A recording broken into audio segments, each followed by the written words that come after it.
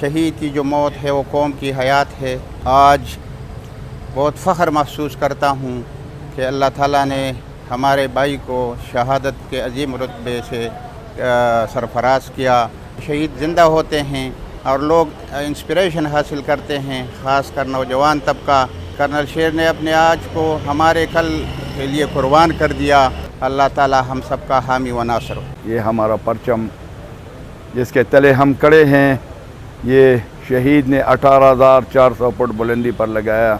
सलाम पेश करता हूँ सारी कौम को, ख़ासकर पाक आर्मी के जवानों से लेकर जर्नल्स तक, जिन्होंने कर्नल शेर ख़ान के साथ वो मोहब्बत की, वो प्यार किया, और जिसने उनके अफसरों ने, उनके उस्तादों ने उनको जो शान दिया, वो मेरे लिए काबिल फ़ख्र है।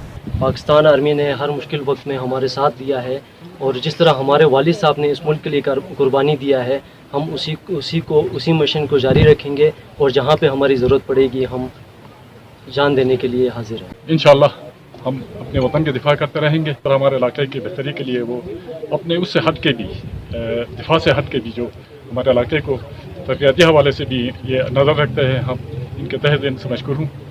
अफवाज पाकिस्तान जिंदाबाद, पाकिस्तान पाइंदाबाद।